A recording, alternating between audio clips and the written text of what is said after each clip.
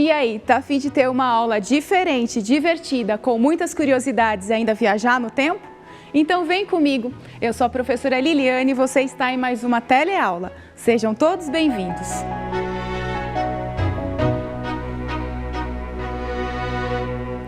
Já pararam para pensar como seria a sua vida sem energia elétrica?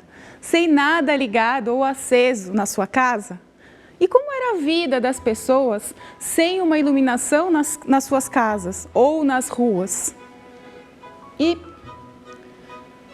acende a luz, por favor. Aí, obrigada. E é esse o assunto de hoje. Acende a luz, por favor. Nesta aula falaremos sobre formas de iluminar ao longo do tempo, a iluminação pública e os homens vagalumes e a chegada da energia elétrica e a mudança dos hábitos.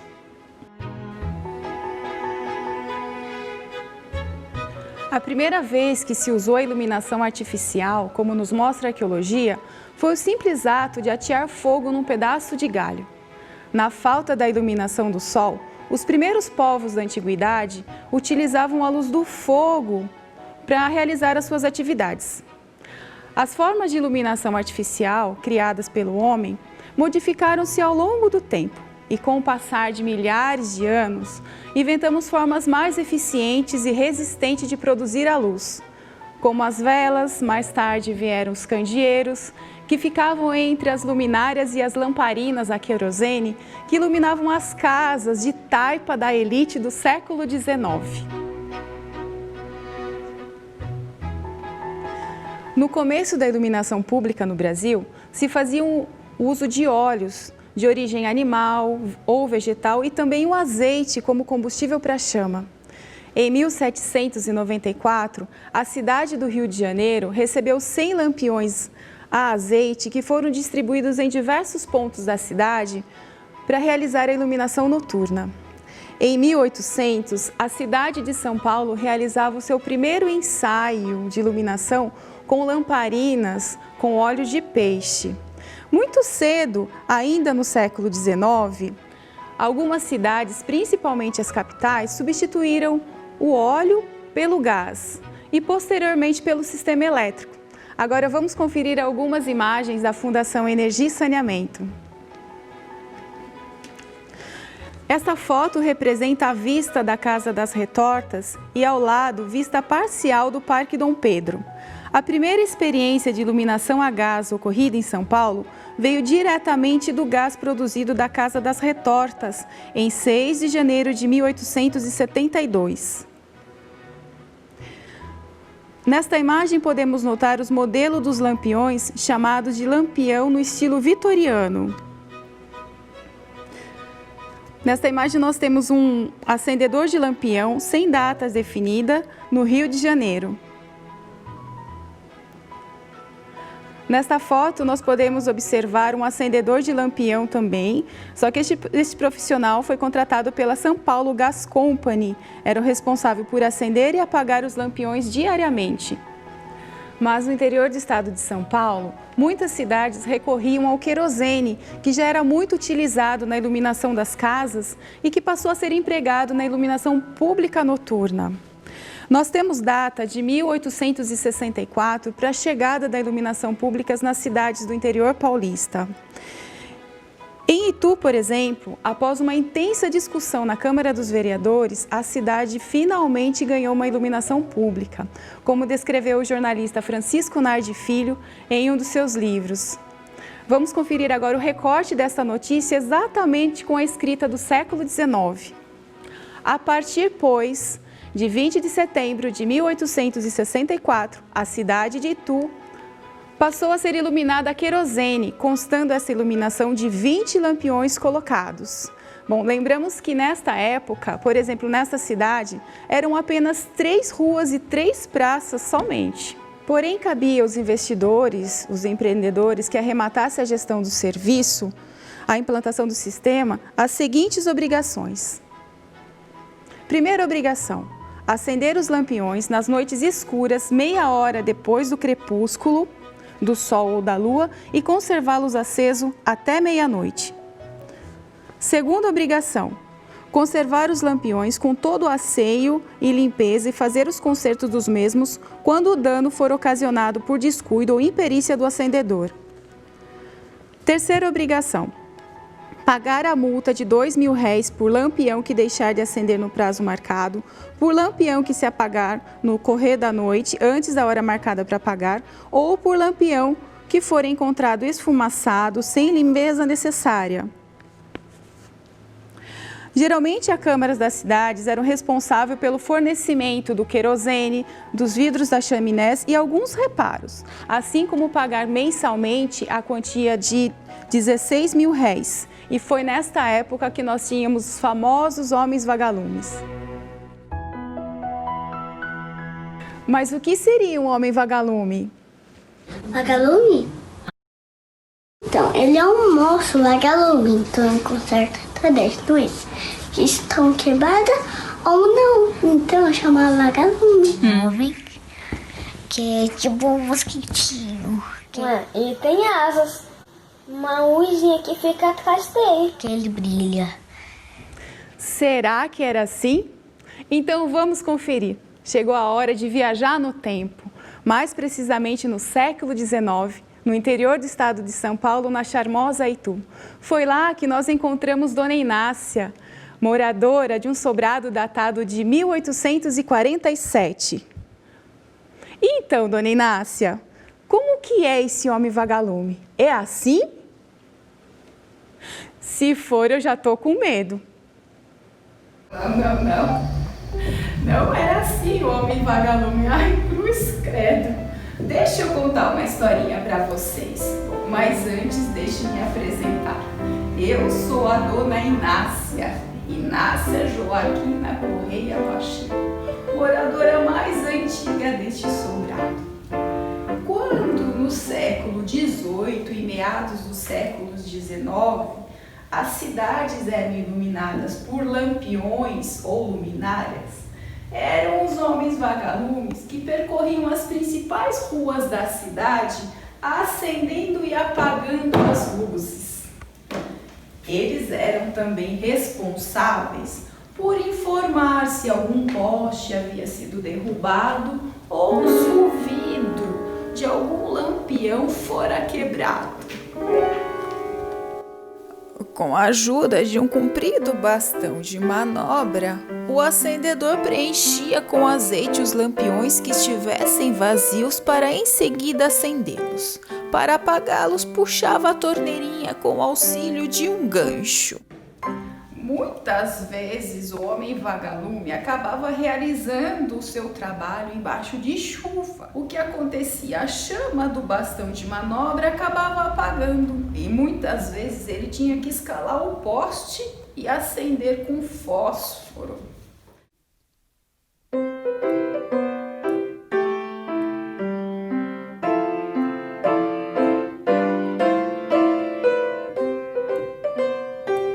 Eu tenho um retrato dele aqui.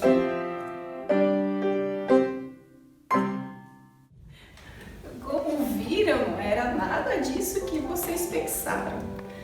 Ele era um homem comum que exercia essa função de acender e apagar as luzes da cidade. E por isso foi carinhosamente chamado de homem vagalume.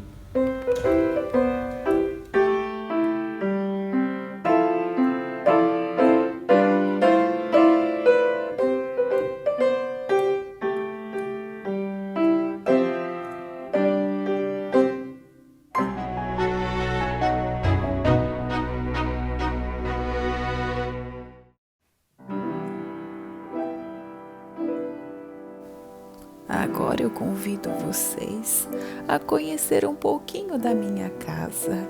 Antes era uma casa térrea, que depois foi assobradada e só foi concluída em 1847, bem a tempo para o meu casamento com o capitão Antônio. Suas paredes foram erguidas em taipa de pilão e pau a pique como esta. Olhem só como a minha casa foi construída para aproveitar ao máximo a iluminação natural. com muitas portas, muitas janelas e todas estas vidraças.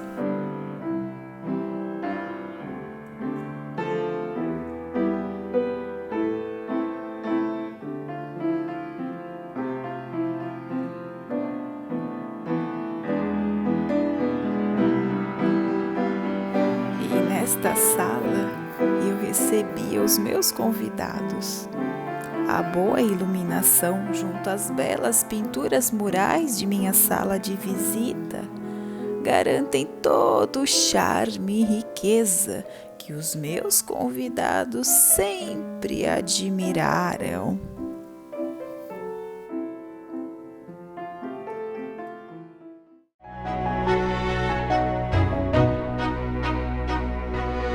Esses objetos eram todos de minha época.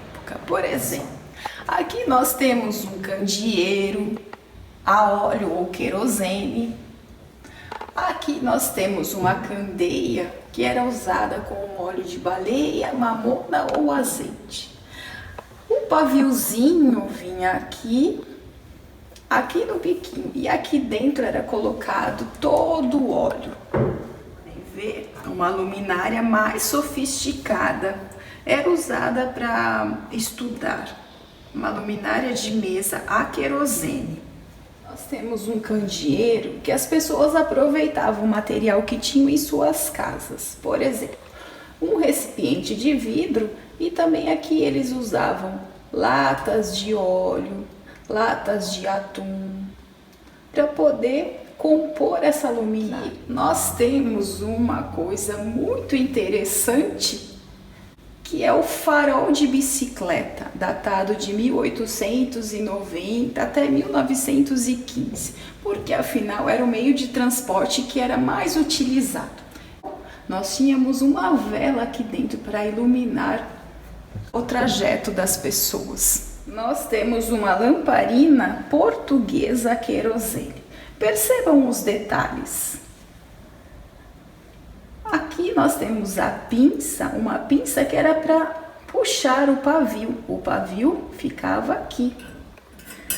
Aqui no corpinho dela era colocada o querosene. Para orientar a iluminação, era só puxar aqui, ó. E você direcionava a luz que queria. E para apagar, era só pegar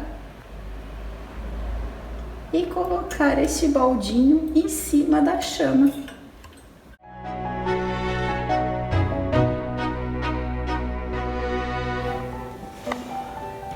Mas com o surgimento da energia elétrica, tudo mudou. Eu pude ver a energia chegar na minha cidade. Aqui em Itu, foi em 1906. Em Jundiaí, em 1905. Uma coisa maravilhosa. Mas as pessoas achavam que eram poderes sobrenaturais, uma lâmpada acender como bruxaria. Eu lembro como se fosse hoje. Olha, custou convencer a minha vizinha, Dona Leonarda, que tudo isso era tecnologia. Eu falava para ela: Dona Leonarda, deixa de bobagens. Isso não é bruxaria, nem fadas, nem nada. Isso é invenção dos tempos. E aos poucos, ela, não só ela, como as pessoas foram aceitando essa nova invenção.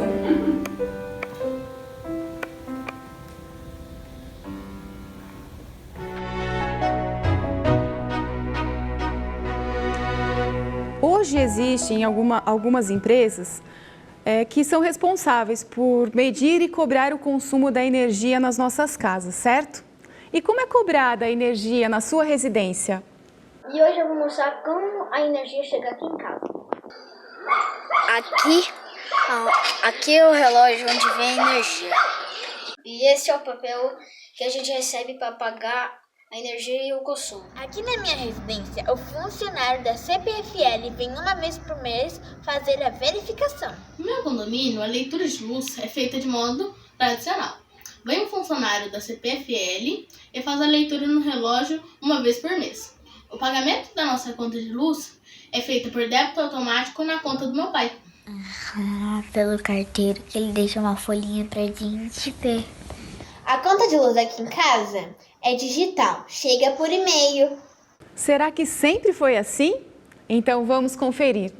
Então, dona Inácia, no seu tempo era assim também? No meu tempo, lá antigamente, nas primeiras casas que se usava a lâmpada elétrica, a energia era cobrada por foco de luz, ou seja, por cada lâmpada que o cliente tinha na sua casa. Geralmente, nós recebíamos o funcionário da companhia à noite para fazer essa verificação e ele logo emitia uma nota de consumo. Então, o cliente pagava por cada lâmpada acesa, que na realidade era a única coisa que tínhamos em nossa casa que se usava energia elétrica. Com o passar do tempo, inventaram os primeiros medidores. Já que a cobrança por lâmpada não era uma forma muito eficiente, então desenvolveram os primeiros medidores. E ao longo do tempo foram surgindo outros equipamentos, principalmente os eletrodomésticos, que dependiam de energia elétrica para o seu funcionamento, que fez com que o nosso cotidiano mudasse, principalmente os interiores das nossas casas. Isso eu posso contar e mostrar para vocês em um próximo encontro. O medidor de energia é bem parecido com o nosso, dona Inácia. O que mudou um pouquinho foi como nós recebemos a conta da energia. Hoje, com a tecnologia, é possível receber por e-mail, pagar por aplicativo, entre outras possibilidades. A inauguração do sistema de iluminação elétrica em Jundiaí deu-se em 3 de novembro de 1905 pela empresa Força e Luz de Jundiaí, formada pelo senhor Eloy Chaves, com parceria com Edgar Egídio de Souza e Adalberto Queiroz Teles. A chegada da energia elétrica foi um grande marco para a cidade de Jundiaí, como escreve Hermes Pio Vieira. A empresa Força e Luz de Jundiaí foi organizada no momento certo e com pessoas certas. Eu quero deixar um convite aqui, professora, para uma partida de vísperas ou, quem sabe, um chazinho das 5. Assim, nós podemos observar as nuances coloridas deste céu até o crepúsculo, que é onde o sol se põe ali no oeste. E agora, quando cai a noitinha, eu já posso acender uma lâmpada. Quer saber? Eu vou deixar obsoleta a minha lamparina. E eu quero convidá-los para fazer uma visitinha aqui na minha casa, que fica no Itu.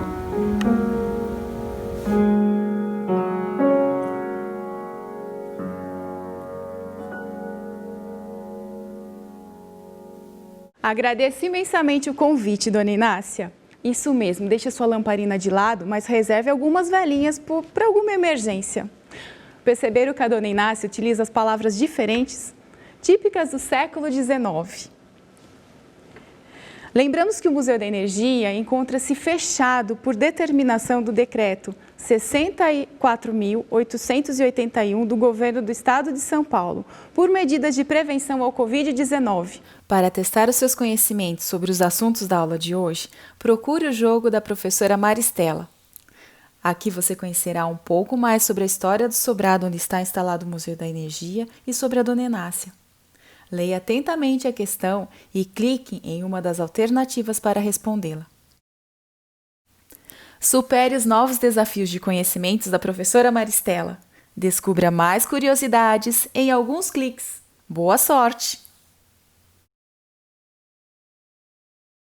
Lembramos que a nossa aula conta com a parceria da Fundação Energia e Saneamento e o apoio educativo do Museu da Energia de Itu. As imagens que vocês puderam ver também pertencem ao acervo da Fundação Energia e Saneamento. A trilha sonora que vocês puderam ouvir, junto com Dona Inácia, contou com a pianista Denise Trintadui, que também compôs especialmente para a nossa aula. Os recortes das notícias que vocês puderam conferir nesta aula foram retirados desta coleção de 6 livros, A Cidade de Itu, escrita por Francisco Nardi Filho, que pode ser considerado um dos mais produtivos historiadores do interior paulista.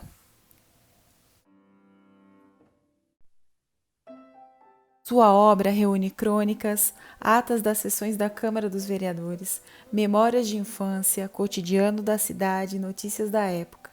Produziu também uma infinidade de artigos, sempre com fundo histórico, que hoje nos serve como fonte de pesquisa e são consultados por todos aqueles que buscam informações sobre o passado da nossa região.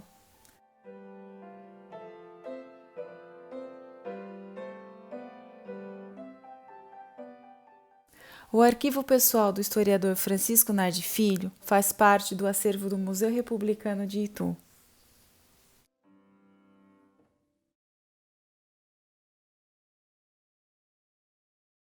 Participe e compartilhe conosco a sua experiência em nossas redes sociais.